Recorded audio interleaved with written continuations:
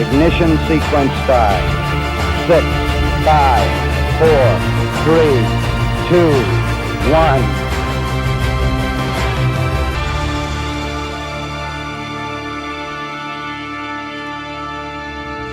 Welcome to Strange Normal. My name is Bradley. We talk about the stranger things that happen in your normal life to give you a biblical understanding of what's going on. And there is a lot going on, so hit that subscribe button, hit that bell icon so you're notified when things like this happen. But more importantly, leave us a comment. We want to know that you're actually watching, you're actually enjoying this, because actually, you know what?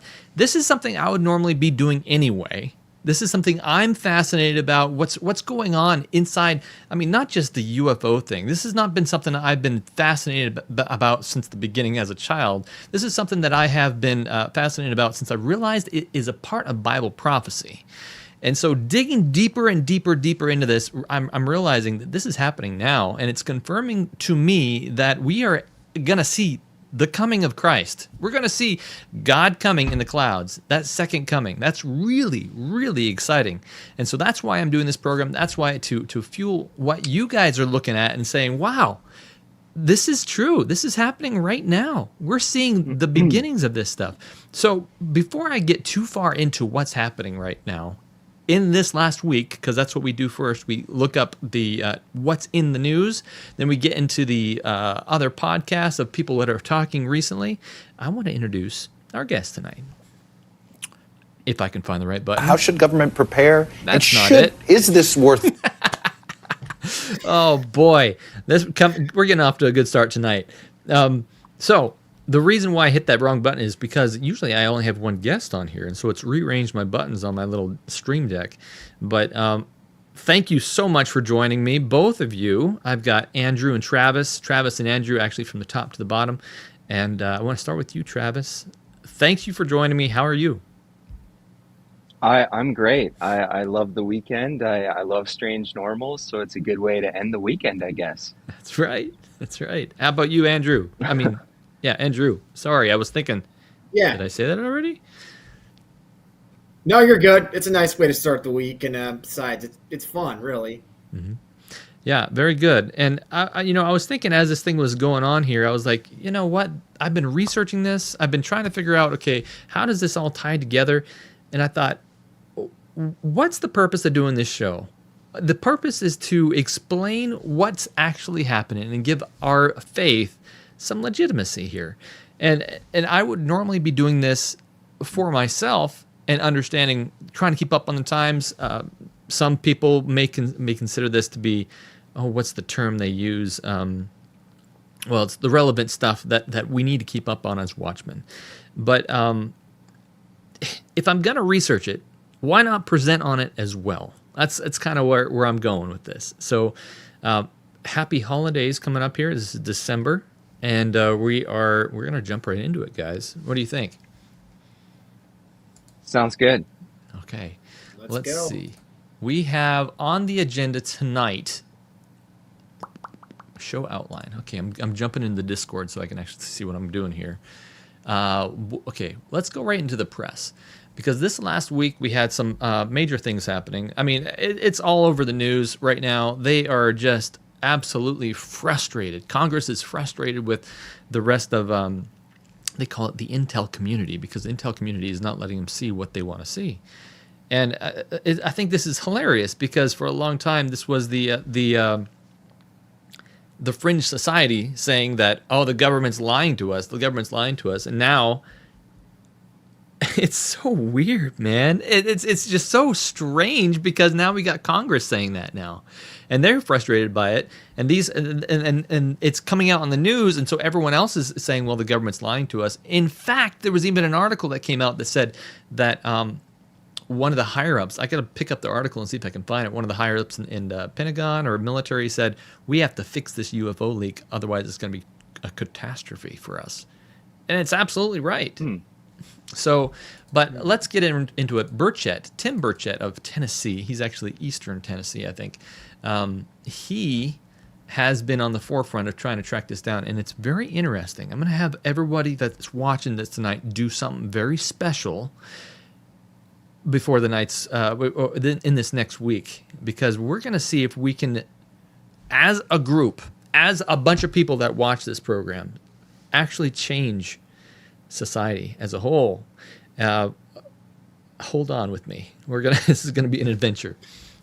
Here we go. Let's look first into Tim Burchett as in the show Meet the Press. He's going to talk about God's big universe. Let's see what he says about that.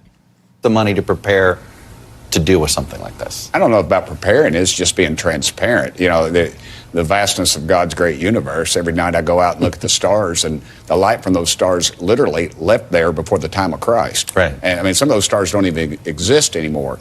If we're dealing with some technology that can fly these light years at these incredible speeds, you know, if they wanted to do us in, they'd have already done it. And I just think we are trying to overprotect our public, and our public wants to know what's going on. Are there more ways you can tie the hands of the Pentagon to be more transparent? Yeah, if we had more people in Congress with some guts. Okay, wait a second.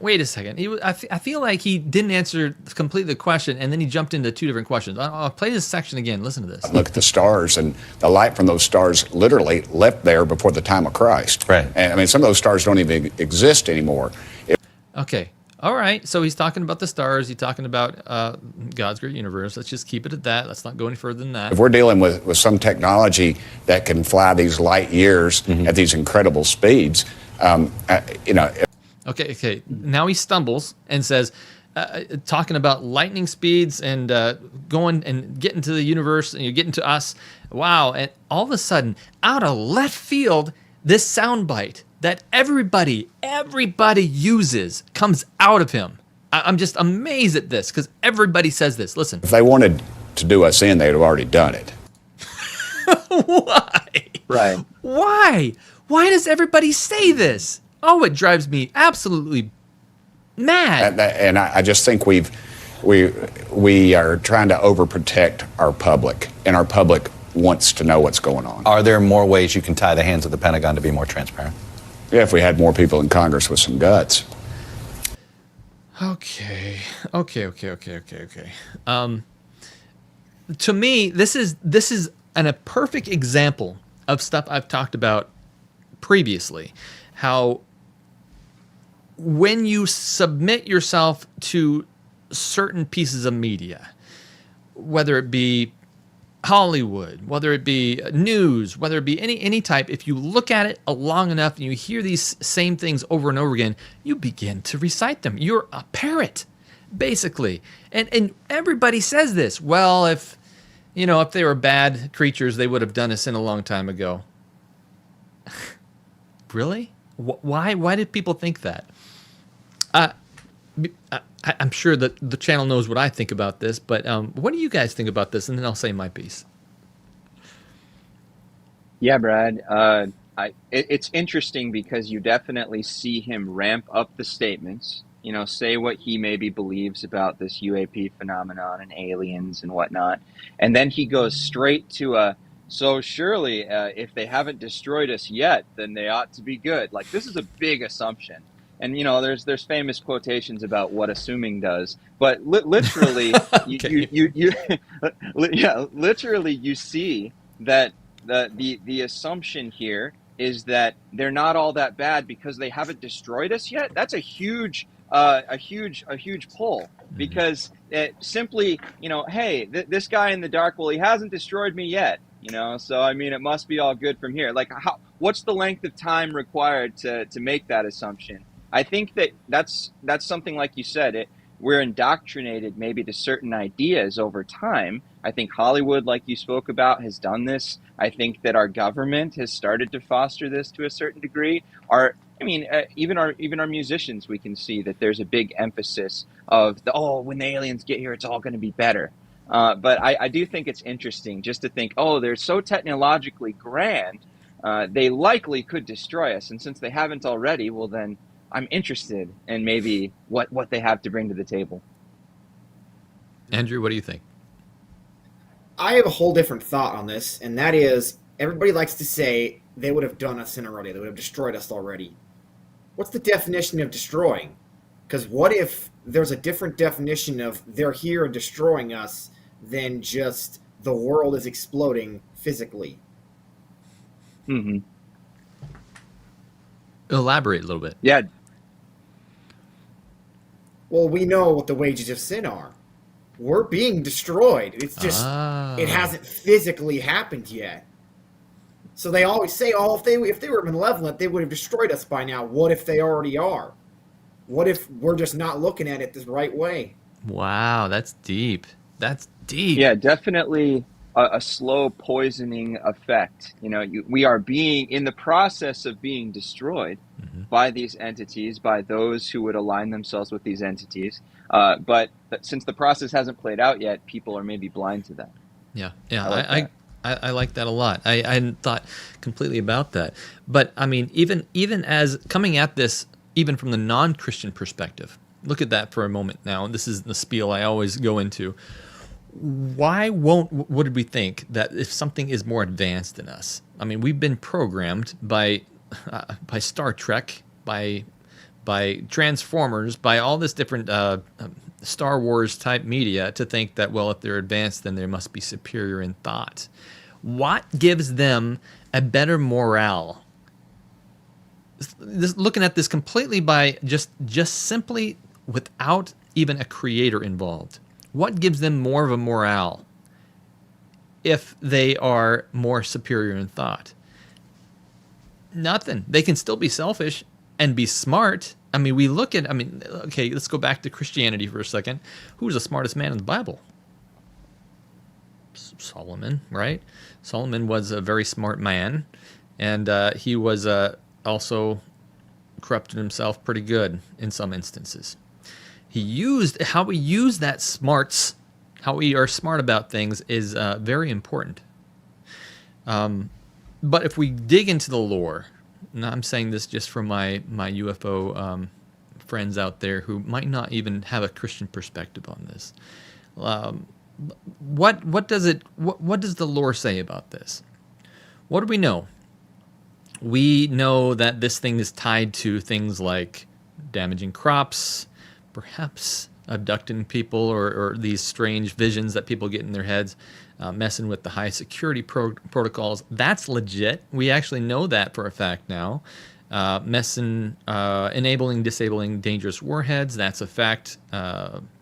Lore says forced pregnancies, forced surgeries, burned victims. That's a fact. That's over 200 military have been killed or had serious brain trauma because they went up to these giant glowing orbs. That's a real thing. I think that was Tucker Carlson that broke that story. Burned victims, killed pilots. That's real. That's real. Lied to people. These things are certainly not benevolent.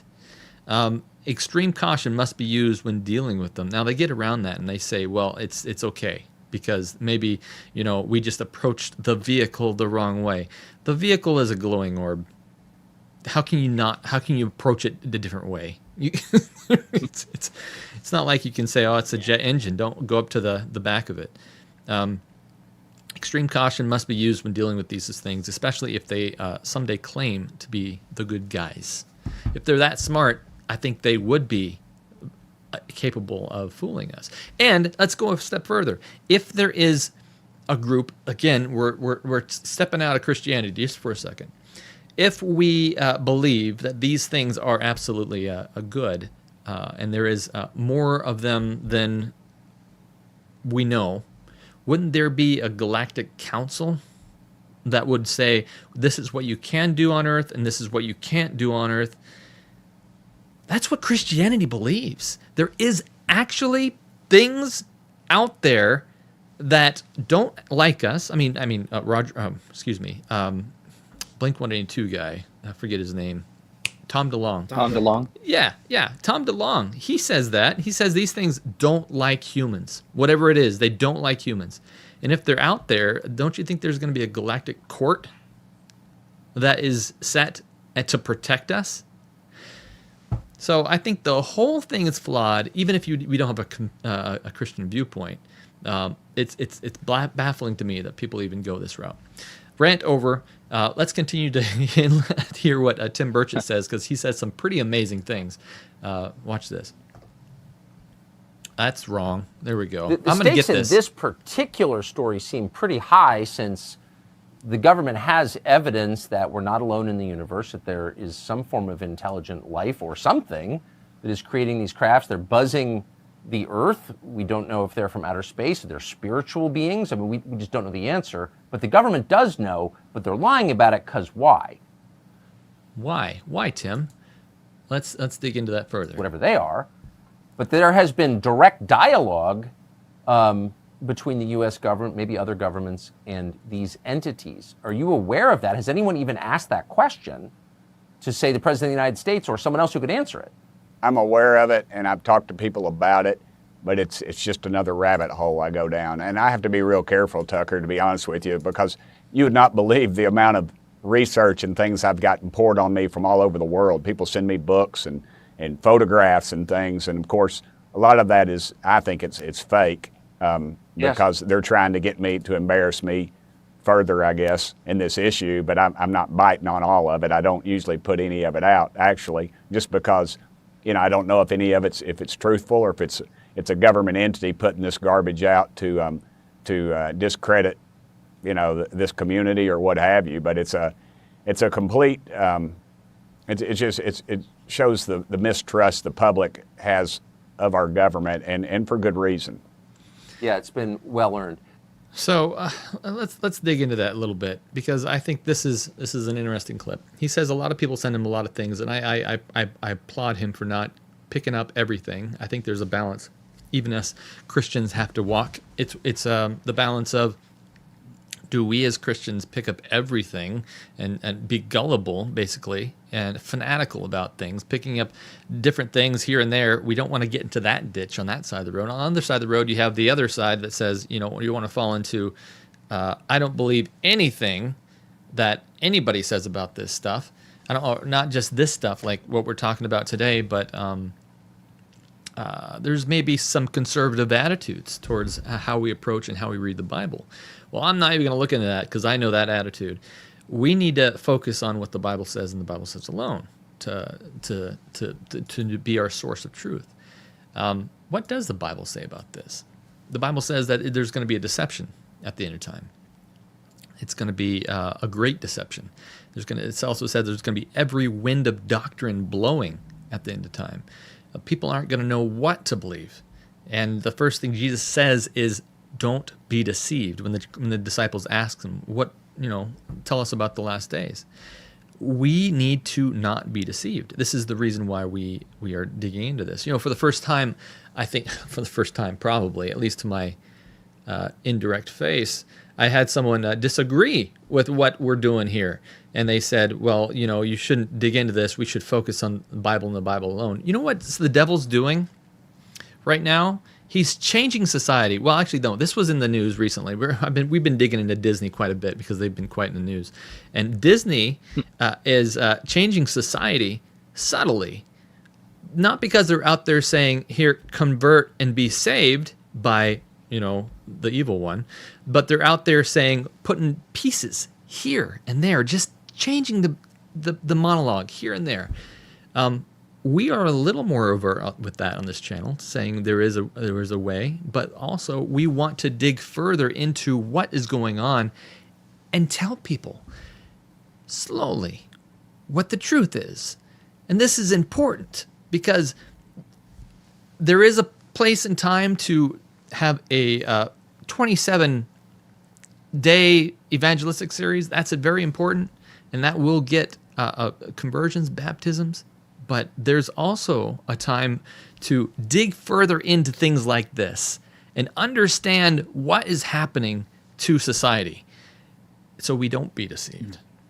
I mean, people have go for it. People have questions about this, Brad, and the reason why people have questions about it, I mean, there's a wide variety of interests across the globe, right? Some of them are rarer than others. Sometimes you go to somebody's house and you're like, oh, you're into this.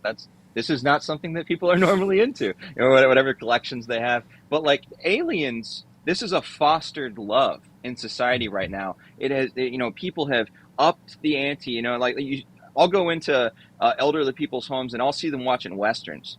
Westerns have died, right? Westerns have kind of gone away. You don't see them as prevalently anymore. But sci-fi entertainment, things dealing with space and spiritual things and beings with supernatural abilities and things like this is blockbuster stuff. It's being pushed so heavily right now that this interest, it's permeating through all age groups.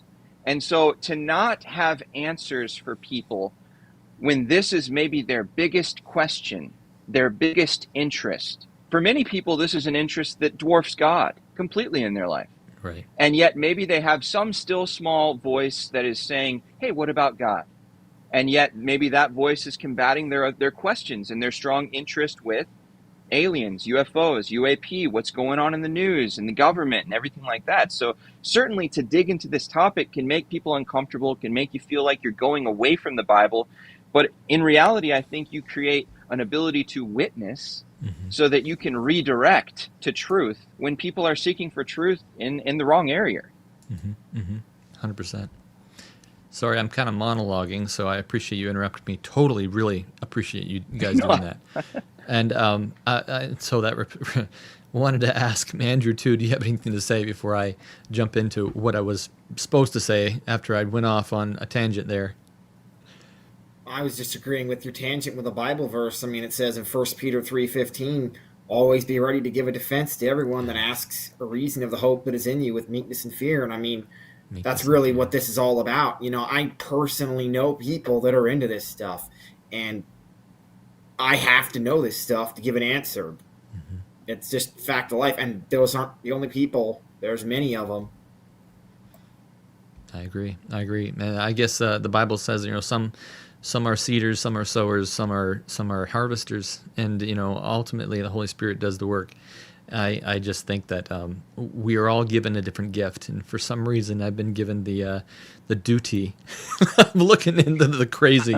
So, but what I wanted to show was, and I don't know if I got it, because I watched this clip and I thought, what in the world was I trying to show here? Maybe I only got a portion of it, but I'm going to show it again, and maybe it'll spur my memory, because I got to tell you something about Burchett, and I hope this is it. The stakes in this particular story seem pretty high, since the government has evidence that we're not alone in the universe, that there is some form of intelligent life or something that is creating these crafts. They're buzzing the Earth. We don't know if they're from outer space, or they're spiritual beings. I mean, we just don't know the answer. That was it. Okay, I know you've already seen this clip. So watch what Burchett does. Look at his facial expressions. Look at the way he shakes his head when he talks about this. This is really interesting to me, and it's gonna necessitate that the audience, everybody in on this, do something. Watch. That is creating these crafts. They're buzzing the Earth. Okay, shaking his head, buzzing the Earth. Yep. I mean, a lot of stuff. I mean, I love watching YouTube body language. They really dig stuff out of there. But this is not even body language. This is overt. He's telling them, the presenter, Tucker, that he's agreeing with what he's saying, right? What does he not agree with? We don't know if they're from outer space, or they're spiritual beings. I mean, we just don't know the answer. But the government does. No, maybe he's saying no. We don't know the answer. I hope so, because he seems like a very spiritual man. Virtual beings? I mean, we just don't know the answer. But the government does. See, he frowns and shakes his head. No. So I want to do something. This is very... But they're lying about it because why? I know, I hit the wrong button because my buttons are all messed up tonight. So I want to do something, guys. Everybody listening here. Let me go back to the stream here, because I haven't been paying attention to the chat. I apologize. We are triple digits tonight, concurrent 120. Very good. Guys, everybody, listen up in the chat. We're going to do something fun. We're not going to do it right now. I'm going to make a live stream probably tomorrow, because I want everybody.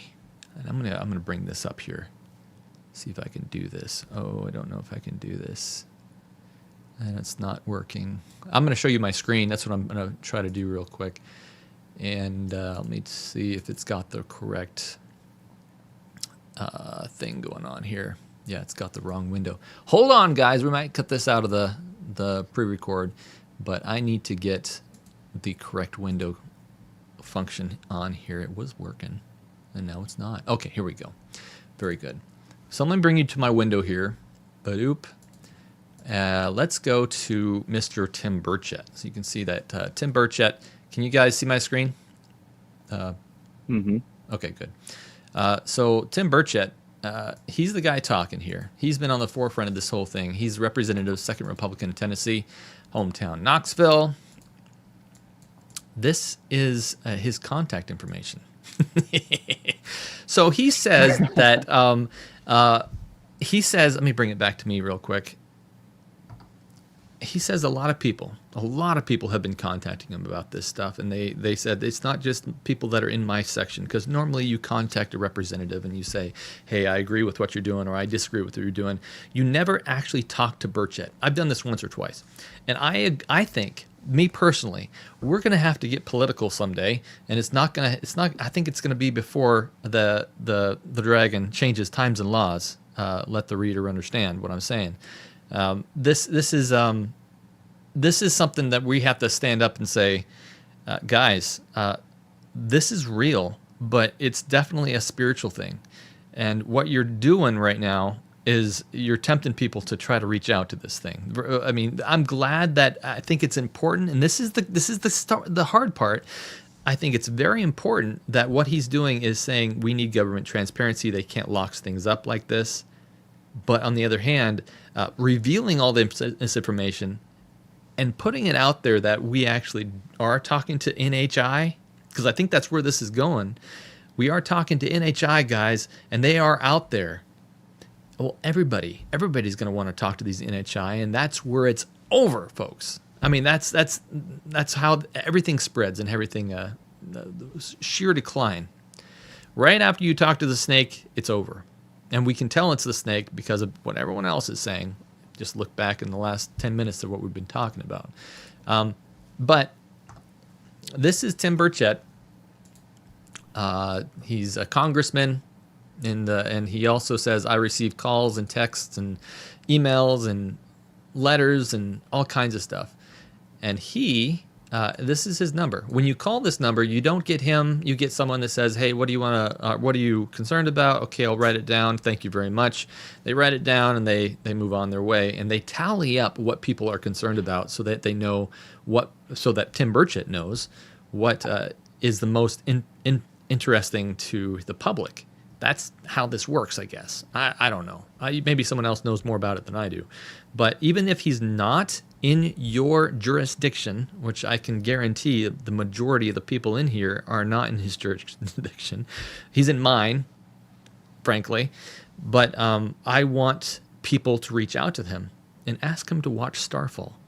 Just watch it. Watch what's going on here. I think it'd be interesting to have 1,000 people on the ballot saying, yeah, we had 1,000 people call in yesterday, Tim. They all want you to watch Starfall. What is Starfall? Wouldn't that be neat, though? So Sure. What I want to do, I'd call right now. Actually, I called just before the program, and it said, oh, we're closed right now. No one can answer. And obviously, it's Sunday night. But I'm thinking about doing a live stream tomorrow or uploading a video of me doing a live call just to see what they would do, and then asking everybody, call this guy. This is his number, 202-225-5435. You don't get, that's not his cell number. Again, you don't have to get locked up when you call someone and go, I don't know what to say. Just say, hey, this UAP thing, it is a big deal, but we want Tim Burchett to watch the movie Starfall. StarfallMovie.com. Just write that down, and please watch that. That's all you have to say. And I think that may change society. I think that may help this whole thing. So, okay, rant over. You guys are tired of hearing me talk about this, but I think it's fascinating because we're seeing the beginning of it, and I don't think he really understands what he's getting into. He's like, no, not spiritual beings, or maybe no, we don't know what's going on. I don't know, but he seems to pursue this thing like it's the end of days, and I think you need to take 2 steps and just think about it for a second. Okay.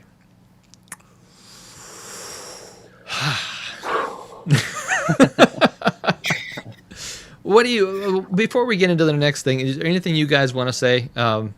Raise your hand, or if you don't, I don't care. Yeah, I think it's a good idea. I think that a lot of times, what do you call them? Keyboard warriors or warriors from the couch. We say like, hey, we're gonna fight for this, we're gonna do this, whatever. But like to actually do something, to actually call somebody that seems to be investigating things that we all have interest in. We're all here on Strange Normal.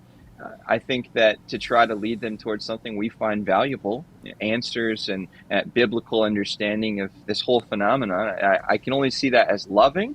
And I also take interest in a large group of people being able to come together and give this effort. Absolutely. Andrew, you have anything? Burchett's office should get. Go ahead. There needs to be at least 112 calls tomorrow because I see 112 of you in the chat.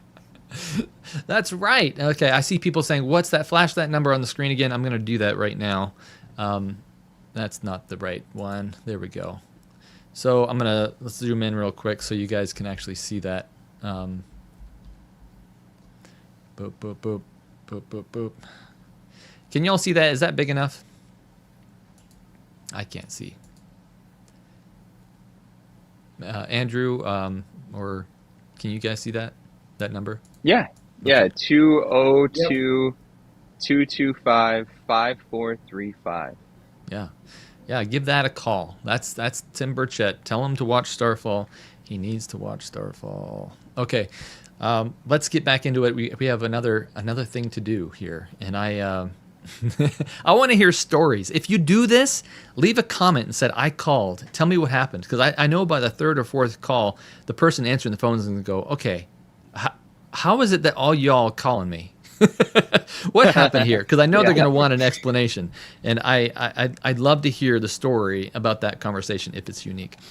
Leave a comment, even if it's not unique. I want you to say, yeah, I called and I left a message for Tim Burchett. Okay, let's get into the rest of the program. Let's see here. What else is on my agenda tonight? Let's dig into the show notes. Show outline. Next up, okay, 3-star generals. This is press release. Press release, 3-star generals say Congress does not have access. Is this freedom? Oh, this is huge. So this is Tim Burchett and his gang. They all got together and they said, you know what, we need to do a press release about this. This got really weird, really fast. I mean, imagine every time they say UAP, they're saying UFO. This is not the 40s anymore. This is not the 50s. We're actually seeing this right now. This is getting a little bit crazy. The stakes in this particular story seem pretty high since the government has evidence that whatever they are. Thank you all for being here today. It is unacceptable that any mid-level unelected bureaucrat staffers can tell members of Congress that we are not allowed to access information about UAPs. Let me be clear that we are the representatives of the elected, or that of people that sent us here to do the right thing. Unelected bureaucrats do not get to say what we can and cannot see. We've had 3-star generals tell us that we did not have authorized access to this information. But yet, how do you expect us to continue to send taxpayer money to fund government projects if you're not even allowing us to see what those projects are? And I say that because, as some of you know, we have been consistently hearing that we do not have the authorized clearances, again, by people not elected to office. Let me repeat this, that people's representatives, members of Congress who sit on judiciary, armed services, and the oversight committees are being denied access to this information. But if we do not have the clearance, who does? Does this sound like a truly free country? Referencing Grush, I know there was many questions in regards to what was happening with his current IG report and whether or not we were able to receive access to that information. We were previously denied this. We have now received permission from him directly to go back into the SCIF to review that information. But in my short time in office, it has become very clear and evident that there is an apparent an orchestrated attempt to deny us this access, and it appears that that is coming from the intelligence community. We have a rampant overclassification problem. We need the UAP Disclosure Act, which I would ask that if you see to my left, you have Representative Burchett's language, and it should be added. As we know, we do not want to go forward with fake promises to the American people. I'd also like to speak on the issue that some members have stonewalled our efforts to get transparency, and this is also unacceptable. No one member is above another, and the American people deserve to know as much about the existence in this universe as possible. people. They certainly have a right to know about whether or not if their safety is threatened, and most especially when it comes to our men and women defending us in the skies. This is a simple answer. Stop barring us from the truth. So this is just wild to me, and this is that's not the only person that spoke in this shorter talk, but we are seeing this is what we were saying just a minute ago. They are being barred from this stuff for various reasons, and it's not necessarily it's some of it's money, some of it's just because they're making a profit off of these things. That's what I think, but we're going to find out more as things go on. We don't have anything official yet. I mean, there's the lore and what they say about it, but I think it's important to see this press release, what the Burchett team has been pushing out and talking about in the news, because we need to stay informed on what is happening with the spiritualism that is about to clasp hands with both the Vatican and nominal Christianity. That's what I believe is going to happen very soon in an ecumenical movement. We're going to find out more about the ecumenical movement at the end of this broadcast, so don't go anywhere.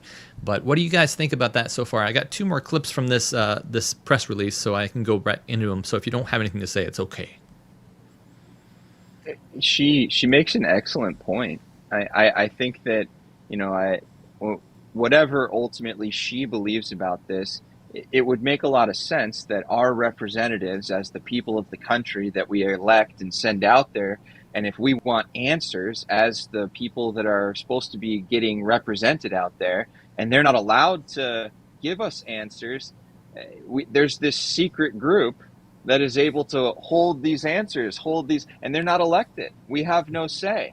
And that is problematic if you're thinking of government or democracy, or it feels shady. And she's making that transparent to her voters, so bravo for that.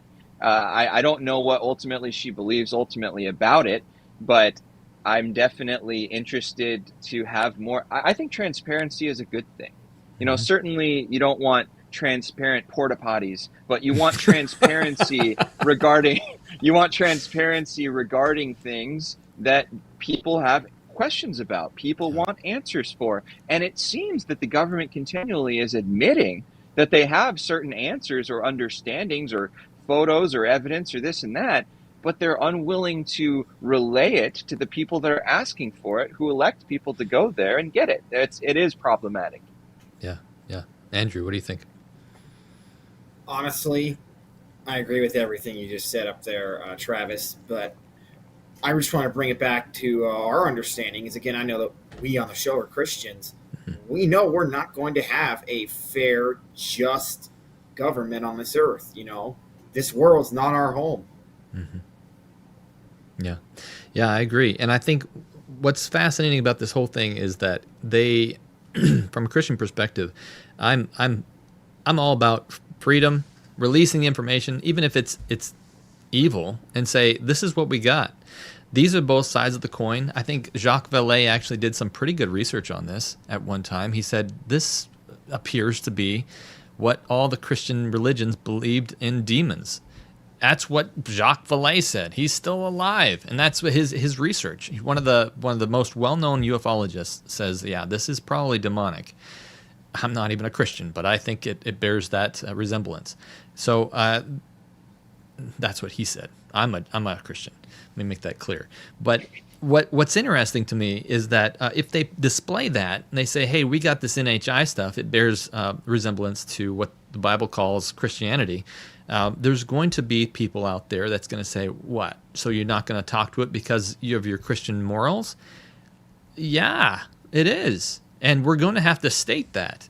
That's fine. Let it be. But at the same time, you need to release the information, but at the same time, we need to make very clear where we are on this. And I think there's going to be Christians that take 2 sides on this. That's the fear I think a lot of people have. We live in a culture right now where a lot of people are pushing certain ideas, and certainly acceptance is at the forefront of a lot of different conversations.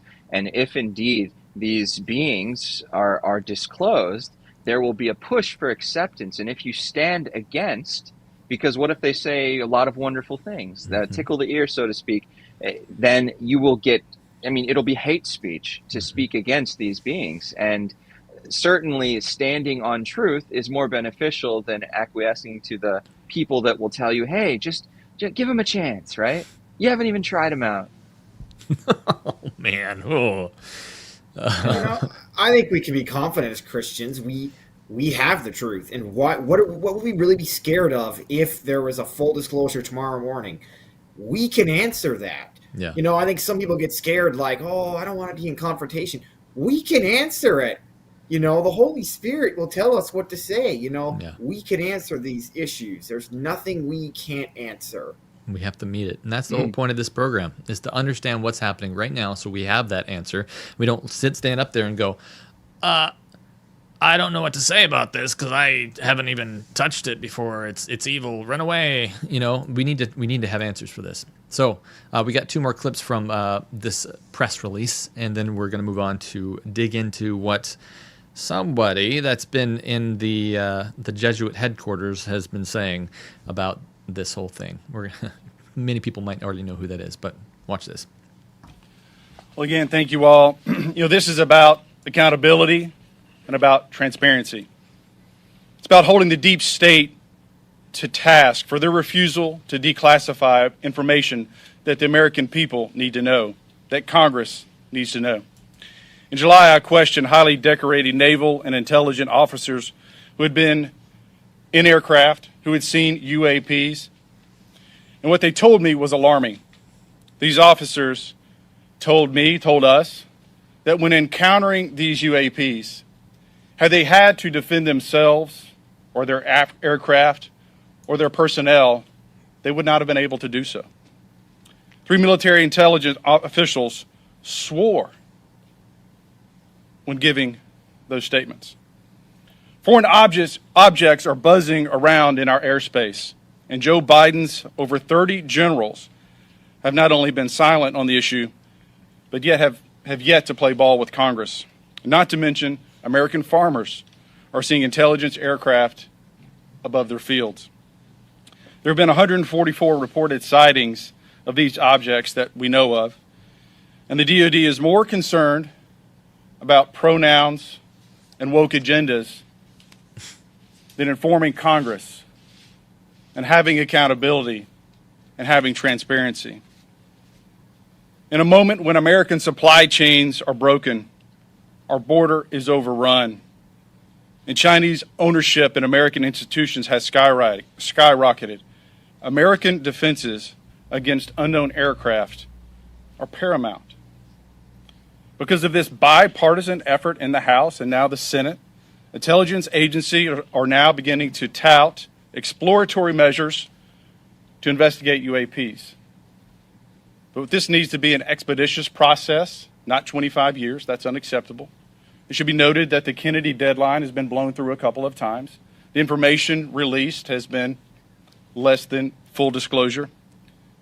And so whether it's little green men, American technology, or worse, technology from the CCP, we need to know. There needs to be better cooperation amongst agencies, and Congress has a right, an obligation to know. This is about transparency. This is about accountability. The truth is out there, and the American people are ready. Okay. Wow. All right. Truth is out there. I like that little snip he added at the end there. Truth is out there, and the American people are ready. Cue X-Files theme. Pretty much. Yeah. We got one more clip here. I mean, that was. Show. Did you watch that show? Oh, when I was younger, I watched like the whole thing. Did you really? I haven't seen, but I think one episode of it. I admit I'm a Trekkie, but I wasn't into X-Files. It was too creepy for me. I think it's interesting when you look at that clip, the politicization, or making it all political, to where you see people posturing on this debate saying, we're the side, because clearly there's a slant to say Joe Biden doesn't want you to know. We want you to know the answers that you seek. And I think that makes a lot of sense, to where if you're going to even deceive people with this deception, create some sort of we're all good here, trying to give you all the proof, give you all the truth. We're going to reveal to you all the things that you seek, right? And if it's void of biblical truth, it's a lie. If it's void of biblical truth, it's destructive. So you can have these people digging for all the answers, seemingly apart from the Bible, seemingly in a very specific way through government, but then they're also taking a slant. We don't know what it is, but we're going to get to the bottom of it. But he doesn't want you to get to the bottom of it, right? So it could be I think we all believe on this channel, many of us, that it will be a spiritual effort, the disclosure, and people will be deceived out of all religious belief towards what they would have you believe. Absolutely. It's going to be, and the devil's favorite tactic is to use tribalism to push forward an agenda. If he can say, hey, you have two sides, pick side A or side B, and if you don't, you have to choose it quickly. But both of them are wrong. Both of them are going down the same path. You just can't see it. One of my favorite quotes is, the political divide is two wings of the same bird, right? But it's just looking at it from a different opposite angle, maybe throwing rocks at each other on the straight and narrow. There are nuances that is very bad in both. I'm going to say it, on both sides. But I don't want to get too political on this channel. But I see it. I see exactly what you're saying as far as the political nature of this. We have one more. If anybody has something to say about that, otherwise I'm going to go straight into the last clip we have from this press release. Okay, here we go. Here's again what just doesn't make logical sense, right? Is if this is all nonsense, right? Then why are we seeing constant from different areas of government whistleblowers coming out with things that are credible? Why, as legislators, are we being stonewalled? Why does it feel like just as we're making some progress, all of a sudden the ghosts of Christmas past, present, and future come out to talk to staff or legislators that then all of a sudden aren't on board with more disclosure? And I think that's the American people who are following this. That is the same question that you're asking that they're asking. We see the Pentagon not being able to pass an audit for 6 years straight. Grush testified under oath that part of these programs, these advanced technology programs, are being funded by overfunding programs in some areas of the budget or backdooring money. And so, again, we have been asking these questions, from the financial standpoint and from the transparency standpoint. And it's, Ryan, same question that you had. The intelligence community does not want to share any of this information with Congress. We're asking why. Why? And that it makes it appear that there is a substantial reason why they don't, not an insubstantial reason, right? It's not just maybe it's one of our new toys, right? And so that's, I think, why you see this group pressing so hard. Yeah, if you go back to the hearing and think about what was said in committee, is that you're seeing this increased activity, yes, near military installation, yes, near conflicts, areas of operation, but you're also seeing it near our nuclear installations. And if you assume for a moment that it's American technology, we have normal areas of operation that we would test new aircraft, right? But it's now conflicting with commercial aircraft. So again, there's got to be an accountability mechanism that if it is our technology, that it's being operated safely, that it's being tested safely. And if it's Chinese technology, then we need to know and ask those questions of, are we ready? What are we doing to counter that? So I don't know if it's Little Green Men or U.S. Technology or the CCP, but they're engaging in around our nuclear facilities. And I don't care who it is or where it's from, that should concern you. There are questions that need to be asked. There are questions that need to be answered. And I'll be damned, we're going to find those answers, and we're going to turn over every stone until we get them. Good grief. This is heating up, huh? Yeah, I think from that clip, I get completely this feeling of The Bible uses the sheep metaphor, that we are like sheep and we need the right shepherd. And it feels like these are some mediocre, not the best shepherds trying to figure out what to do with the sheep regarding this information. Like what will the sheep do if we tell them this information? Are they really adequately able to handle this information? And they're trying to figure out how they should shepherd us with all of this. And it is interesting because they really have the angle that the sheep are capable and we believe whatever, all this different stuff. But the truth is we have a very small power as far as, government. We have a vote, we have a say, we can call our congressman, we can do things like that. But we know God is in control. We know the shepherd we need to follow. And regarding this information, it's interesting to see how the disclosure, seemingly it's coming, is going to go down. But right now, it seems like a bunch of shepherds arguing on what to do about the sheep. Andrew, any thoughts? I mean, I'm just thinking on a simple line here, and this isn't just them in particular, but there's a way that seems right to a man, and the ends thereof are the ways of death. I'm not saying they're out here to knock us dead. I'm not saying they've got any malevolent intentions, but it's sad when you're not connected with God sometimes, just where you get led, really led. I think some of those people really do mean well. I think most of them probably do, but it's just sad because it's leading down a bad road, and it's not going to end well. Right. Yeah, 100%.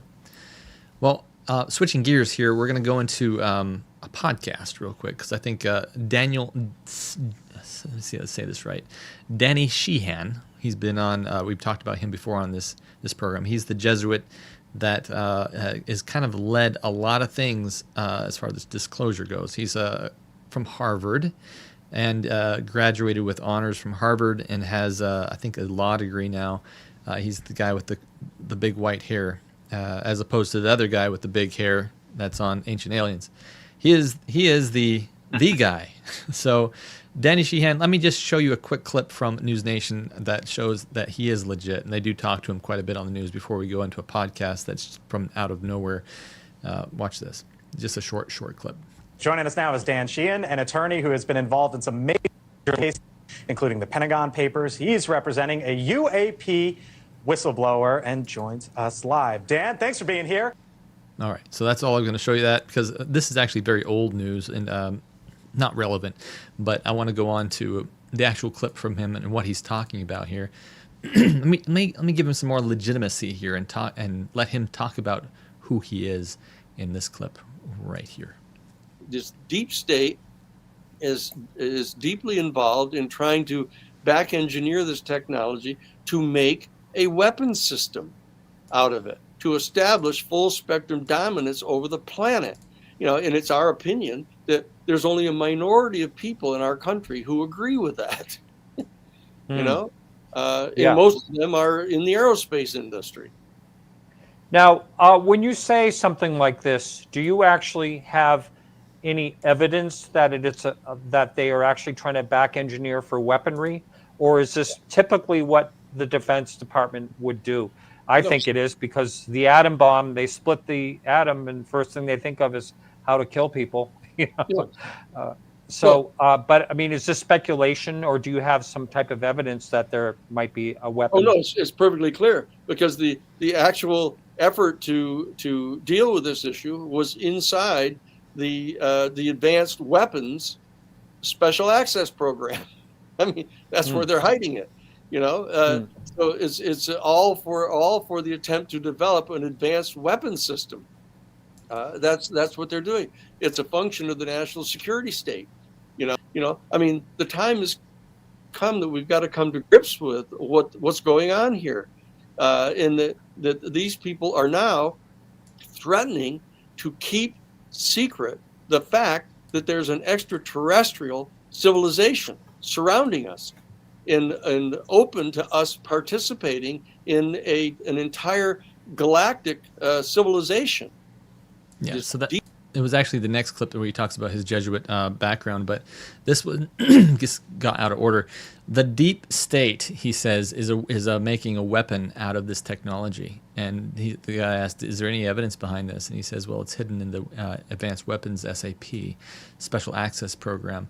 And so this guy, I'm confident from what I've seen in the past. Let me put myself back on the main hall here. This guy does have back information somehow. He doesn't know everything. Yeah, obviously he doesn't have the correct understanding of this, because we believe we do. Incidentally, this is a side tangent. We're multi-threading here. I've asked him to come on the program, and we'll see how that goes. So I've emailed him and see if we can get him to talk about this, because he is on the forefront of talking about the religious side of this. We'll see how that goes. But what's the worst that happens? You have a debate. Yeah. As I said earlier, I think we can win a debate. So what are we scared of? Yeah. So this is where he's actually talking about his Jesuit background and his law thing. Let me play that one real quick. Like I wanted to see. So, is there anything someone can do from outside the U.S.? They really can't, right? Well, one of the things that we're doing at the New Paradigm Institute, which is based in Washington, D.C., we have offices right on Capitol Hill. I mean, we are the only civilian group that is authorized to have offices inside the federal enclave, on Capitol Hill. So, I mean, we are perfectly situated. I spent 20 years there in Washington, D.C. I was the general counsel for the United States Jesuit Order in their National Social Ministry Office that dealt with public policy issues there. And so that we have been given permission to be on Capitol Hill to be able to provide information to the intelligence committees and to the Armed Services committees and to the House Oversight Committee and others, to enable them to maintain this type of a nonpartisan, bipartisan support for this bill. Because we think this is an extraordinarily important opportunity to try to get past some of this extraordinary tribalism that's going on here.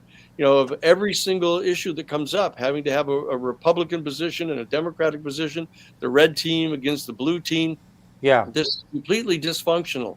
What we're saying is, look, this issue is so nonpartisan and so bipartisan that we have been trying to present an opportunity to our political parties and to our government to come back together again, to support this. As President Nixon said in a slightly different context at the UN, he said, that the most important thing that could possibly bring all of our people together is to realize that there's an extraterrestrial civilization here. Okay, so what we learned? Man. What we learned from that clip? This guy has been for 20 years on some Jesuit council inside of our government. What? I listened to that clip like 3 or 4 times, and I'm still not exactly sure how that works. How is there a Jesuit council in our government, and why? And so he's pushing the idea that this is absolutely nonpartisan, and that's what we're seeing happen here. We're hoping that he's hoping that this is just goes through nonpartisan. We've seen both sides kind of grasp hands on this.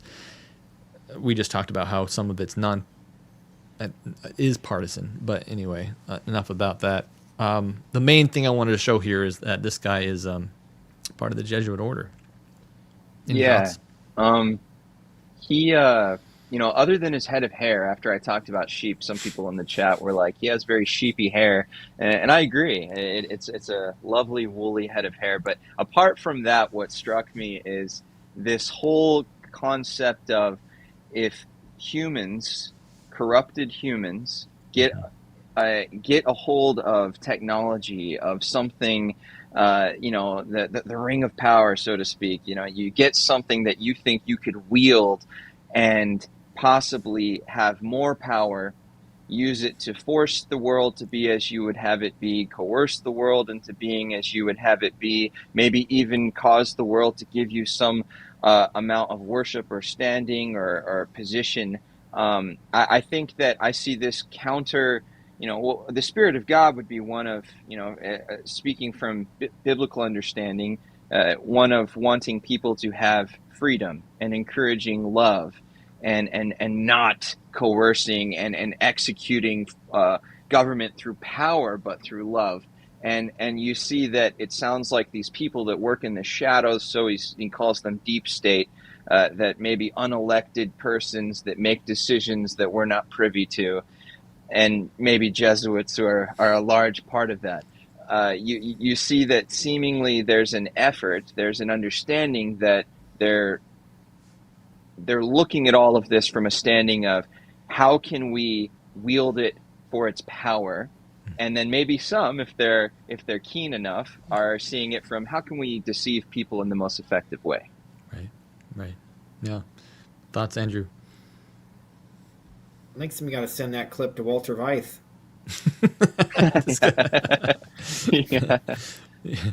Walter. I imagine he's going to say a few more things about his Jesuit and Vatican background, as I see a couple more things coming up here, and I think that we're going to get a lot more details about that. But what I think is fascinating is that this guy definitely has some background in this. He's definitely got some skin in the game, because he's going to say that he's ready to sue all the government officials that come out and are the actual players in the background that aren't abiding by the game. So that's what he's got a monetary end game, I guess. Incentive. Incentive. That's the word I was looking for. Yeah. So this next clip. Green. Yeah, exactly. And it's funny how that kind of goes with everything that is happening here. If it's got some green attached to it, then all of a sudden it's very political. But in the podcast, he says aliens say that this planet gestates life. This is part of the lore or the deception that this guy believes. So take this, what he says, with a grain of salt. But we have to know this as Christians, that this is part of the lie that's going to be presented. So listen up. And that we are human. We're all human beings on this planet. We all live on a planet that is a rare planet that is able to gestate life. And that for that reason, it's attracted a lot of attention inside the galaxy. And we need to preserve it. Okay, preserve it. Now, namely, what I want you to think about when he says preserve life on Earth is climate change. In fact, the matter is, in a substantial plurality of the instances where people say that they've actually had any direct person-to-person contact with the occupants of the UFO vehicles, that there are two things that they keep saying over and over again. Number one, you've got to get rid of your nuclear weapons. Okay, so that's number one. He's saying that inside the lore, and he's taking this to a step further. He's saying, hey, look, we're on a podcast, I'm not on the news, and this is what I know about this stuff. When these things, these NHI, that the government, perhaps according to Grutch, has been perhaps communicating with, these are the two things that they say. Number one, get rid of your nuclear weapons. And why are they saying this? I want to keep that in the back of your head. Programs. That they're threatening the entire destruction of your planet and to poison the life-giving capacities of your planet. And secondly, you've got to stop polluting your planet with petroleum. That you're polluting your planet and contaminating it. And you're going to ruin the entire climactic system of your planet. These are two things that they say over and over and over again. People keep saying, why aren't they down here helping us? Why don't they give us an alternative source of energy? Exactly. What they're saying is that that they're trying to help without intervening in our whole evolution here. Now I don't want to go wildly speculating, and I have never wildly speculated about what all their motives are, or why they don't reveal themselves more directly, or why don't they give us direct access to some technology that would provide clean energy for our planet. I don't know what the answers to those questions are, but I do know that if we're going to get the answer to these questions, we have to have our elected representatives put into possession of the information about them. and that is being squirreled away by these private corporations. Okay, let's talk about that for a second. There's lots we could think about, but I think he said a couple things here that was quite surprising that we should probably talk about. So when he says that this planet gestates life, this is something that a lot of abductees, experiencers as they call them, have said that when they are taken, there's a couple of different situations that happen. Number one, they receive some kind of medical exam. Number two, they are told that this planet is a very special planet and it gives life, and that we need to do two things. And he named them. He says, get rid of your nuclear weapons, stop polluting your planet with petroleum. Actually, that was the second one. I hadn't heard that one as much. But the thing he left out was number three. And it's the most common thing that they say at the end of their experience. According to MUFON reports, and this was brought out by Joe Jordan, is they all seem to come from a long distance away to tell you that Jesus really isn't who he says he is, and that your religions here on earth, we created them. And so when you hear Lou Elizondo and all these other guys allude to the thing that would just confuse and mess up this world if it was revealed, this is what they're alluding to. That they believe that these NHI created religion. Any thoughts on this before we go forward? If you're going to have a crisis, you have to have something pretty substantial that people are going to be feeling like they need saving from. And if there's two things that you could try to point towards and say, this is something that could destroy the planet, nuclear weapons and the destruction of our planet via pollution would be two angles to take. And so they're setting up the groundwork, seemingly, for spiritual beings. And it's interesting. We have prior people saying they don't like you. But then maybe this is the context. Oh, they don't like you only because you have nuclear weapons and you're polluting your planet. But and people have all sorts of experiences, because I believe it is a spirit of confusion. They don't necessarily have their story straight because it's not truth. But when you look at the threat that is building, they want to create an environment where you are fearful and you're seeking a savior. And likely you should have already found a savior in a different way, in a different state of mind for what is the reality of our situation and our problem. Is it climate issues? Is it the nuclear threat? Or maybe it's a sin problem. Maybe it's a problem of being disconnected from our Creator God. And I think that they want that to be completely shoved aside when whatever is revealed gets revealed. Yeah, 100%. Andrew. I just thought it was interesting that he talked about the planet gestating life, that it's the only one in the universe, because there's an interesting biblical parallel to that. We have a pretty good reason to believe we are the only species God has created, humans are, that can actually create reproduction. At least if we believe what Jesus said about the angels of heaven in the book of Matthew. So I just thought that was interesting, and he was talking about, like, you said you were a Trekkie, Brad. He was talking like there was a prime directive out there keeping him out of here. Very so good. I picked up on that real quick too. I'm like, that sounds familiar. There's a clip that I excluded in this because I thought it was just too long. Usually I have to have about 20 to 30 minutes of B-roll, they call it, to make an hour and a half show. And I just had way too much, so I had to cut some stuff out. But one of the things he said was that he starts talking about that prime directive, and he starts to saying that, we need, and so I thought, and he starts also saying that, all these Hollywood directors and writers, they all write stories about this stuff, and they're all correct because they all know about this. That's what he says. You all know about this already. They know that that this thing's coming, and so they're trying to prepare us. Well, I was like, oh, come on. I mean, can you make it any more blatant? How do they know this? Is the government telling them this, or is it the NHI, or both? So it's maybe that's one of the questions I'll ask him when he comes on the show. I don't know. So I definitely want to talk to him about number 3, the whole Jesus isn't who he says he is. And the preview for another show, this group of people, Jenny Sheehan is one of them.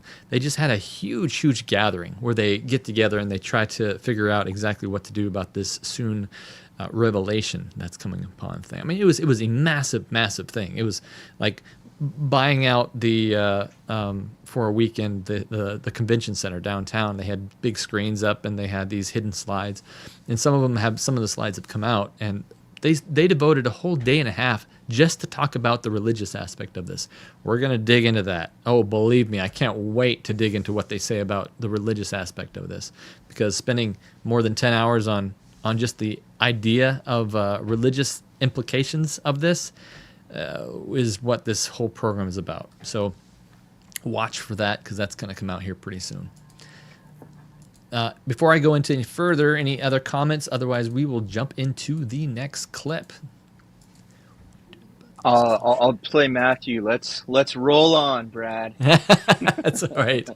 All right, let's roll on. Here we go. Let's see what they say here. This is about what they are doing to make this disclosure. Oh wow, this is the 480 days of this Jesuit headquarter disclosure that they're going to talk about. Watch this. But the presumption is that the vast majority of this information is going to be released to the public within 180 days after they get it, and so that there's a plan inside this bill for a major rollout to take place. Basically, 480 days, round figures, 480 days from the passage of the statute. Now, some people are upset about that, saying, well, why don't we get it immediately? Why do we have to wait 480 days?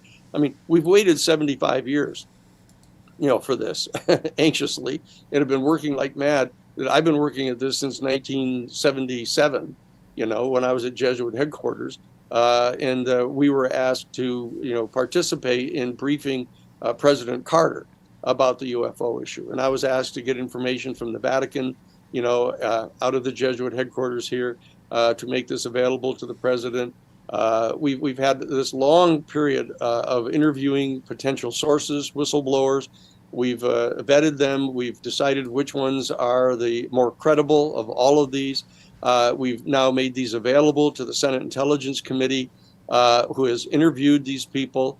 David Grush is the first of them to come forward in a formal setting in a congressional public hearing, and he's revealed the fact that our deep state intelligence agencies, the CIA specifically, and others have taken possession of one or more of these UFO craft, and that they are in possession of biological evidence showing that the occupants are non-human. Showing that the occupants are non-human. What is going on here? Let's rewind that. So he's saying that there is absolutely a disclosure that's going to happen, and it's going to happen in a round figure of 480 days. That's not a lot of time. A year is 365 days. And so, and that would kind of put us along the same timeline as we've discussed on this channel before, where 2024, 2025, there's going to be something big that happens, according to like 18 occult books. I don't know if you remember that. I went over, that was one of the episodes we talked about that, where a lot of the occult says there will be an externalization of the hierarchy. That's what they call it. I don't want to speculate on what that is, but you can probably surmise about what's going to happen there. And so I think it's interesting that number kind of lines up with what they talk about.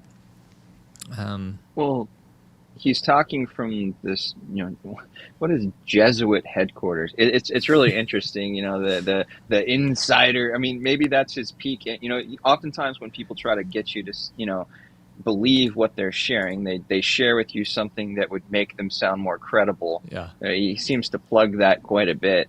But I think that when you're having disclosure coming, and certainly there is literature, there's people in the occult that believe they have some sort of a plan for things, and I do believe that it's possible that we could see something go down, and we have an election coming up. We have all sorts of things coming up that people are thinking about. They're politically minded, tuning into the news, looking at. And 2024, 25, certainly today is very interesting. We're talking about things that would have been tinfoil hat subjects just a decade ago. And so, just thinking just a few years forward, we all went through COVID, and that was kind of a mind-blowing experience from different angles. I mean, I think that when you see the tinfoil hat subjects kind of shrinking away, and now they're actually the subjects being talked about by our governments. They're the ones that people are interested in. And whatever disclosure is coming, you want to be grounded in the Bible. You want to be grounded in truth, because they're going to seemingly try to feed you something rather tasty, rather convincing, rather wowing to the eyes, wowing to the senses. Wow. Yeah, 100%. What do you think, Andrew? This has got a part 2, so I'm gonna dig into that. I'm gonna piggyback off what he literally just said there, Travis. But let's think back to Jimmy Carter. Well, what do we know about when Jimmy Carter was told about aliens?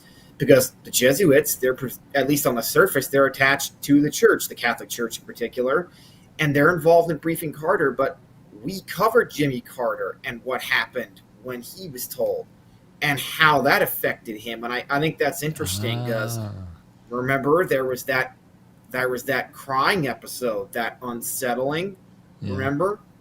Yeah. The at least the lore, or the what do I want to say? The theory, the what has been said about that isn't on public record is that Jimmy Carter was told about this stuff, and that he was absolutely just torn by it. And what was apparently told to him, devastated. What was apparently told to him is that these NHI have developed religion, and your religion is a hoax. Imagine if the rest of the United States believed that. And I go into this over and over again. I'm sure people have heard me say this, but if people actually started believing there was no moral authority, and then they could do what they want without ramifications, our entrance into heaven shouldn't be based on fear. But at the same time, right now, a lot of people are governed by fear. And if they believe they are going to heaven, you ask anybody on the street, even if they are the most worst criminal and they are part of some back in criminal activity, there is honor among thieves, and they believe they're doing something right, and they're going to be going to heaven because of it. What is it? 99% of people are believe they are going to heaven, or something like that. Some statistic, some ridiculous statistic. So I think if that changes even just a slight bit, we're going to see some crazy stuff happen just before Christ comes, and I think it's all prophesied. They've been talking a lot about in your clips. Oh, sorry about that. You go, man. I was just saying, even if people don't believe they're going to get to heaven, I think the opposite has a greater influence, since more people are actually affected by fear, as you said. I bet you there's a lot of people in this world that don't do something evil because there's a chance they might not. There's a chance they might end up in the not fun place, and you take that belief out of their minds, and I wonder how bad things could really get. I don't think my imagination is good enough. Yeah, you have a bunch of clips on your kind of countdown ticker where it talks about, I think it still talks about in there, that you're going to have to reevaluate your religion. You're going to have to reevaluate what you believe about things. And certainly the devil would love nothing more than to confuse things that you thought were reality, and try to lead you down towards a new path, destructive path. Yeah, absolutely. That's what's going on right now. And I think this is just the beginning of it. Travis, I wanted to, because I didn't do this last time. You have your own ministry. What is that, yeah. and how do you? Let's plug that real quick, because people might want to know where to find you. Sure. Yeah. Well, I do a podcast with one of my best friends where we're going through the Bible. We're going through biblical topics, some topics that people are just interested to hear from a biblical perspective. And it's Called by Love on Spotify. And we periodically are able to get together. We had some kids here, so it slowed us down a little bit. But we just got an episode out here recently. and it's called The Undeserved Blessing. And we're having a great time going through it and just seeing God's love, feeling further called by love as we dig through the pages of the Bible and those things. And I'm also on TikTok as Rage in Love, and I just go on there and I plug my podcast, and then I talk to people live and answer their questions about belief and reality and God and possibly UAPs and this phenomenon. And that's also I mean, it's a huge blessing for me, just as this is a blessing for me to spend time with you guys and talk about these subjects. So, but yeah, it's Called by Love on Spotify if anybody's interested. Very good, very good. And everybody else, just a quick plug also, everyone that appears on this program is part of the SNRG, we call it Synergy, Strange Normal Research Group. You can get access to that by going to patreon.com/strange normal. And you can right now become a part of that for 25% off this month only. We only do this at the end of the year. And partner with us. It's a lot of fun, and we have a Discord, we chat, we do this every single day, we research this topic and try to find what's going on. You can be part of that through patreon.com/strange normal. That's how we stay alive. That's why we keep the lights on here. And so thank you so much for our partners in this amazing thing that's happening right now. Let's dig further into this. Danny Sheehan is we're actually going over right now. He is talking about his Vatican roots and what they gave him access to. We did a whole episode, I think, on just this, but he's going to recap it right now. And speaking of David Grush, he had mentioned in an interview that he did that the Vatican had knowledge of this. What are your thoughts on the Vatican's involvement in this? Well, as former chief counsel of the United States Jesuit Order in their social ministry office for over a decade, what I can tell you is I've had direct conversations with the head of the Vatican archives, Johann X, and have discussed this issue with them. I can go that far. Yeah, because I think you had an incident decades ago where you went in and there was some. I don't know I think there was something else, but there had I was given access to the classified portions of Project Blue Book. Right. The sightings and stuff that they couldn't explain, but they couldn't explain them to the public because it was clear that they were UFOs, and that they were actual concrete vehicles, and that they were being piloted by a non-human intelligence species, and that they knew this. And that when I saw the photos of the actual crash retrieval undertakings in there, I brought this information to the United States Jesuit headquarters. We presented it to all 54 of the major religious denominations at the National Council of Churches, and proposed that we set up a task force of all 54 of the major religious denominations to come to address this issue from a theological point of view. And they declined to do it. It was still too hot a topic at that time. There wasn't enough consensus on the part of our constitutional structures to support that, and they didn't want to do that. But we're in the process of trying to repeat that process now. We're through the New Paradigm Institute. We're in the process of trying to organize the world religious leaders to come together to hold a major global summit conference on the fact that we've now recovered an extraterrestrial spacecraft. And we now know that our United States government is not only in possession of biological evidence of the non-human species, but that they've actually taken into custody a live extraterrestrial person. What? And that they're keeping this secret. And they're interrogating the person, the being. Okay, I cut him off. I was like, how much am I going to include? Because he kind of continues on and just multi-threads and goes into all kinds of other stuff. And this one is a little bizarre, but I thought I included just to see how far he goes, because this is what this organization is going into, and this is what will be eventually leading this. This is your lawmakers right now. He's a lawyer, and he's a Harvard graduate with honors, lawyer that's heading this thing right now. So Danny Sheehan is his name, and he says, what does the Vatican know about this? He says, he has given access to Project Blue Book. We covered this. And we presented it to, he says, we presented it to the National Council of Churches. What? 54? What? When was this? And we're going to go on further and talk about this because he says he's trying to set this up again. And I'm wondering if all the churches are involved or how we can find out more about this. Which would be another question I would ask him on this program. We are and he says we're in the process of bringing together the religious organizations into the New Paradise Institute. Ecumenicalism. This is what's going on right now. So we're bringing everyone together to say, let's hold hands with the NHI and bring the Vatican in. Can you see prophecy happening right now? This is amazing.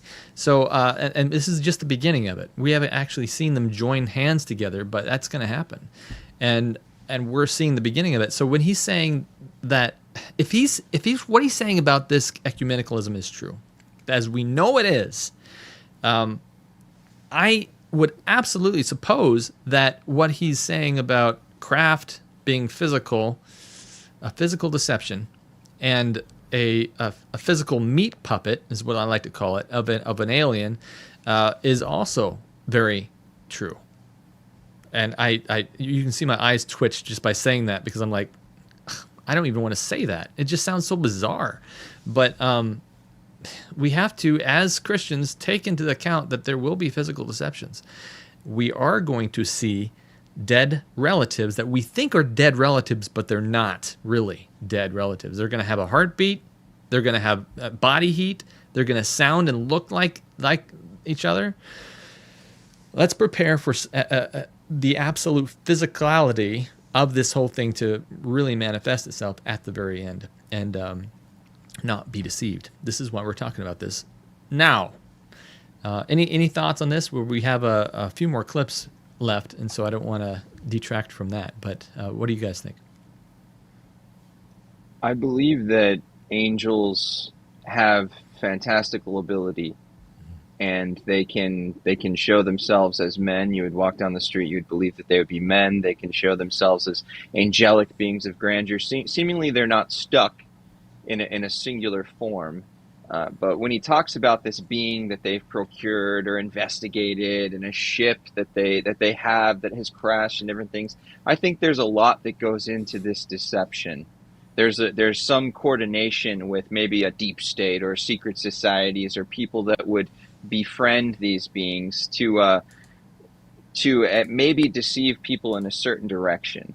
But it's interesting that he is leading down the, he's saying that we have these vehicles, we have these beings. If this guy's going to be credible, seemingly we're going to maybe see beings that would match up with this description. We're going to maybe see these vehicles that match up, and we're going to be able to, you can't really deny you're looking at it. And so something, like you said, physical, fleshy, maybe dead, maybe alive, that you have to deal with and be grounded in what you believe about truth and reality before you face something like that. I believe the Bible talks about, hey, if somebody says, go look over here, the Messiah has come, don't even go look type thing. It's a don't even pay mind to the ideas, because they may be very fantastical and blow your mind when you witness these things, when you interact with these things. And they're best actually to not be interacted with, not be sought out. But at most, you should have some level of an understanding to prepare yourself for it. Mm-hmm. Mm-hmm. Andrew?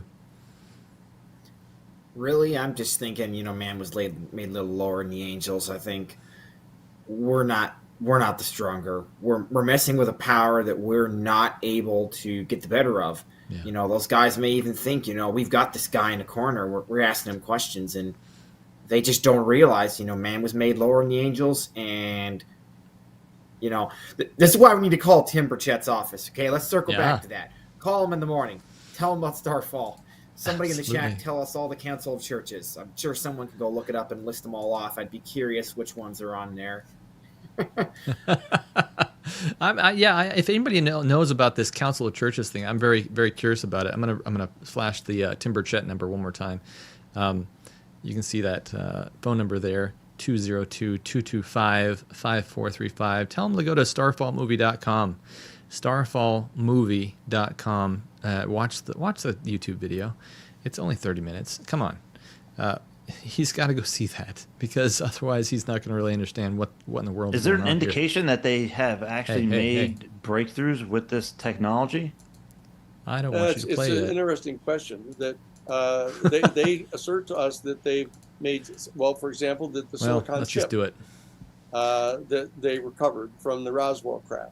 And we have the direct testimony of Colonel Philip Corso, who was in charge of the program at the Pentagon for developing foreign technology that the Pentagon gets its hands on. And he said specifically that we got the silicon chip that has enabled us to have this huge leap forward in computer technology that we're all living with right now. That they also had fiber optics that they recovered from the craft, that they've been able to back engineer and be able to use as fiber optics now. They've got the night vision equipment that was taken from the one of the craft. Okay, so I realized that was a terrible transition because I hit the wrong button on this thing again, this broadcast. But so long and the short of it is, go talk to Jim Burchett. Nobody's prepared for this physical deception, and this is evidence of that. Apparently, and again, we haven't seen any evidence of this yet, but the lore seems to indicate lawyers are saying in podcasts that we've acquired silicon technology from this. We've acquired fiber optics technology from this. We've acquired night vision from this thing. There has been some qualities of this extreme burst and brand new technology that in our lifetime from somewhere. Could it be just that we got smart in the last 1,000 years or 100 years even? Because in the last 5,900 years, all we were doing is lobbing cannonballs at each other or less, bows and arrows. Where'd this stuff come from? Well, it does kind of make sense now that maybe we've been given stuff, and Satan has said, the NHI have said, use this stuff for war to better your country, or they knew that they would do this because Satan loves war. And that's essentially what they've used it for. And so it would make complete sense that, like you guys were saying earlier, we are made a little lower than the angels, and the angels are very smart. They're very, very smart. And if they want to push this idea and get us to advance ourselves to the point of destruction, well, they're going to do that. And this is probably how they've done that. Under the, it sounds crazy, but that's if this lawyer is really saying that, that's probably what's going on. We are certainly using technology right now to be connected and to talk about this thing and to celebrate a lot of positive things as we go through these topics. But technology is a tool, and it is easily a tool that can be used to ensnare you to where it can capture your mind, capture your thoughts, keep you in that state of entertainment where messages more easily flow in and maybe become adopted by the listener or the watcher.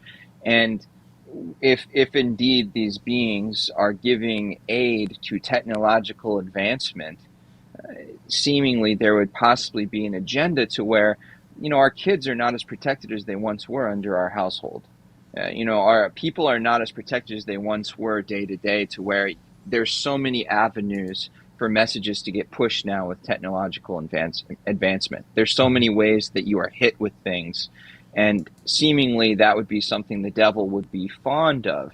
If he wants to deceive, I've said this before, I think even on this show, but the devil's lost. The devil's lost this ideology war, but the only battles he can win is you. Mm-hmm. He's still fighting over you. That is one way he can for sure hurt God today, is to ensnare you and capture you. And technology is a tool that allows him to do it. He's not God. He doesn't have the power of God. He's not everywhere at once. But with technology allows him to have more of those finger holds on people and get into your house and get into your minds and try to get you going a certain direction and try to destroy you that way. So I think it would make a lot of sense that whatever these beings are. We believe them to be demonic fallen angels, Yeah. but that they would aid technological advancement. Andrew, any other thoughts? I think, regardless of the ability for destruction or not, I know that God has the ability to use these programs, these technologies for good. That doesn't necessarily, though, mean that that's God's ideal plan. So I think honestly that the media ministry of today is actually a backup plan.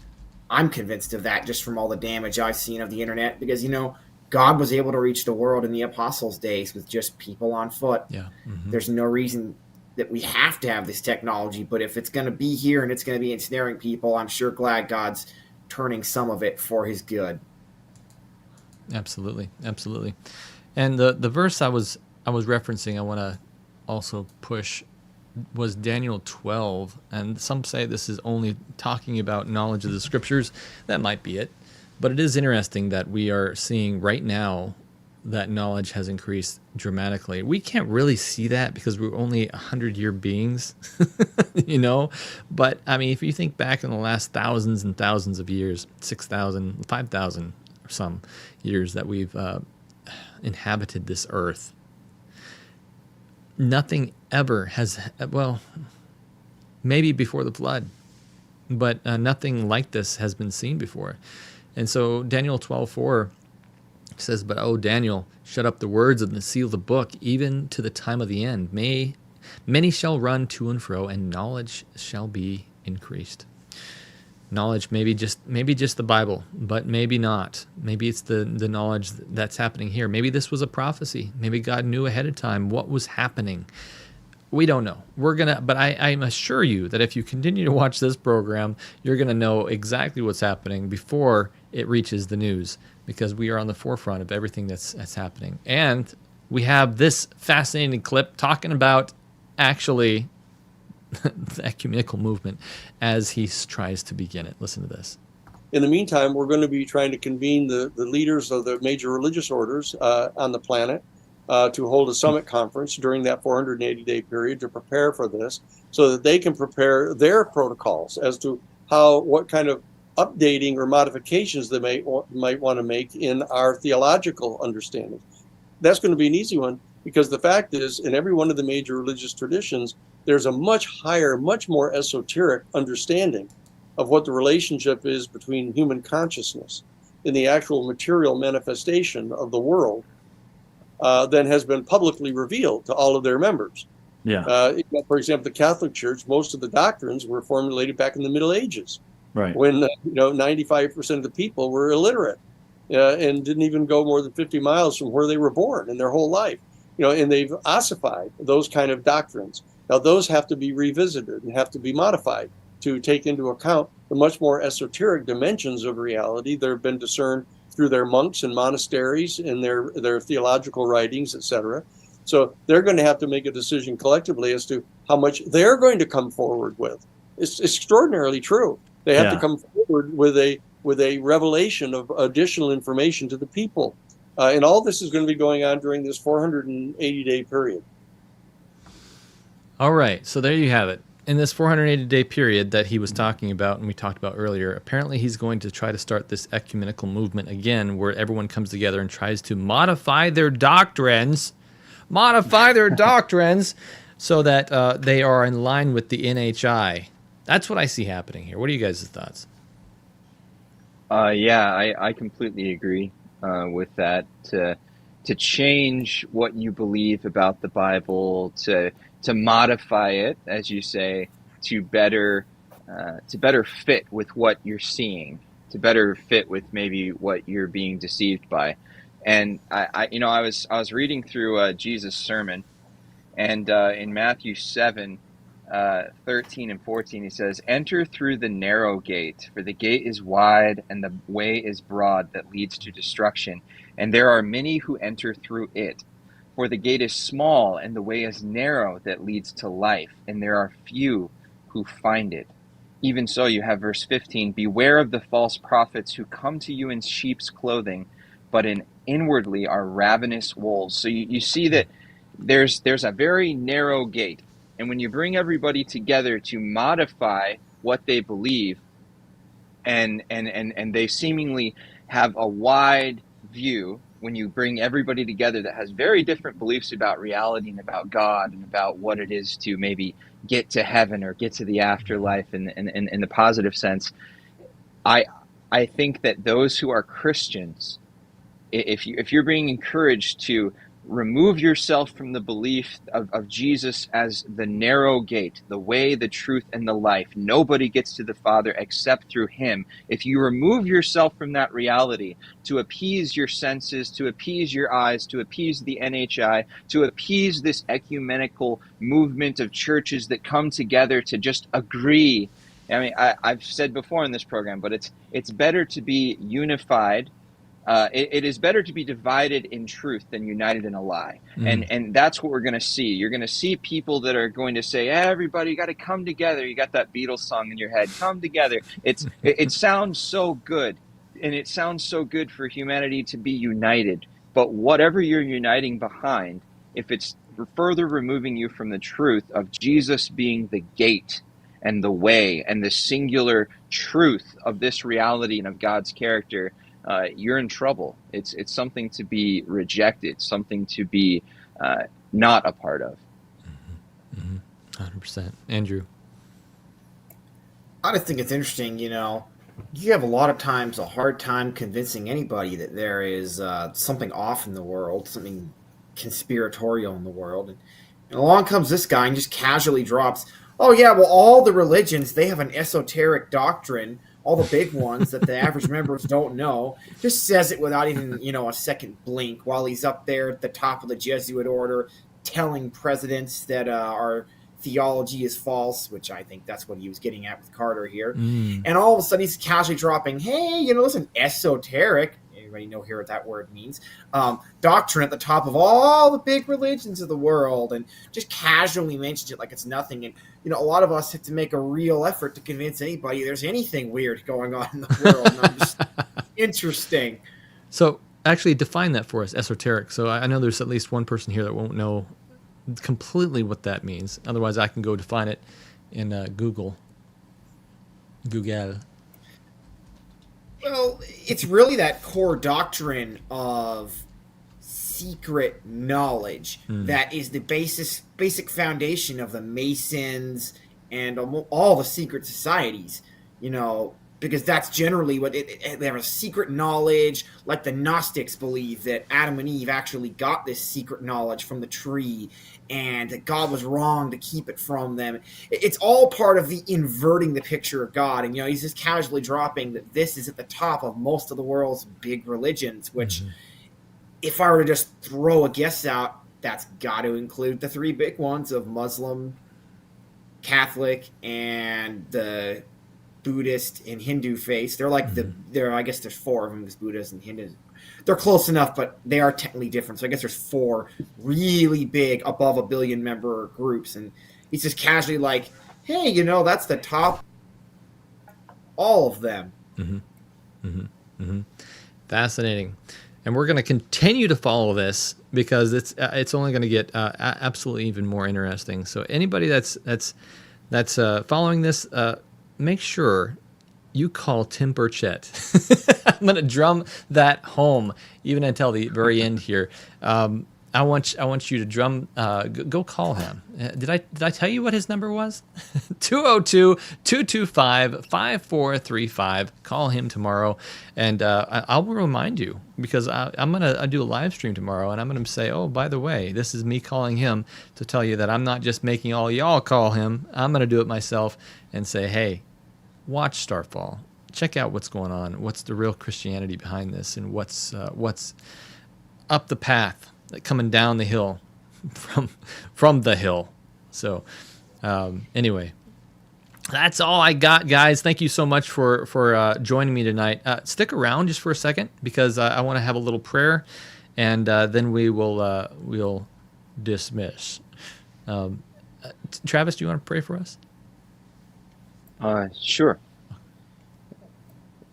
Dear Father in heaven, thank you so much that we have the capability of speaking freely and coming together with the knowledge of you, with the knowledge that you have shown us in the Bible. And God, be with us as we go our separate ways from this episode, and for those watching later, help your truth to continue to shine in a world that increasingly is getting bombarded with lies, and seemingly a really massive deception is ramping up upon the world. But we know there's already deceptions out there, Lord. We pray that people come to the light of you, come to the truth of you, and specifically everybody listening and watching this right now, and that even efforts such as calling Tim Burchett would be a powerful movement to help others not be led astray by whatever is coming upon the world. God, we love you, our creator, our deliverer, and thank you so much for everything you give for us. In Jesus' name, amen. Amen. All right, guys, stick around just for a second. I'm going to grab you in the after Patreon content that we'll discuss a little bit further on this topic. Folks, you know what time it is. It's that time again. So thank you so much for joining me tonight. Thank you that you're watching this and you're participating. And if you think that it is valuable information, please consider joining our Patreon. Every little bit helps. And we look forward to having you watch next time. So join us live if you can.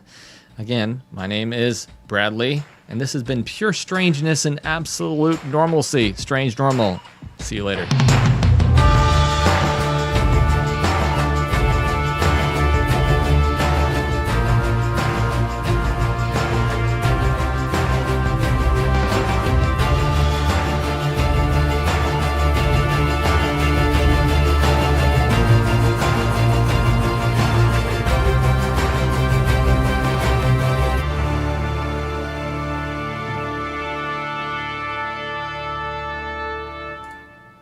You're watching Strange Normal, where the truth is the truth.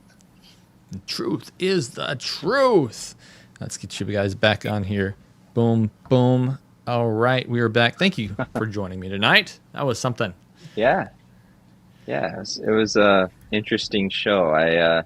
I saw that I posted it in the Discord, but I'm sure you guys already had it posted 1,000 times. I can't see every page all the time, but that was a fascinating. I mean, it was right up our alley. Tucker talking to that guy about the exact thing, and a lot of people are tuning into Tucker's X episodes or whatever. So it's definitely a big topic right now, and it was fun to be able to come on and discuss it, just because it's one of the things I was able to actually watch recently. Yeah, it was like it's always like 6 or 7 hours of content I have to pour through in order to find something that's like, here we go. This is going to be interesting. Yeah. So Matthew's calling me. Let me see what he has to say too. Hey, join us in the after show. Oh, hey, what's up, buddy? You're being recorded. You're with Travis and Andrew and I, and we're doing a little after show right now. Oh, this is the after show? Yeah. We just finished the broadcast. Like a live show on YouTube. Oh, yeah, we just finished. Oh, no, I'm saying, like, you're still streaming to YouTube. Oh, I am? Yeah, for sure. I'm watching it right now. Oh, fantastic. Well, I'll just cut this out. I thought I hit the stream button. I guess I didn't. Well, I enjoy all you guys. See you later. Bye.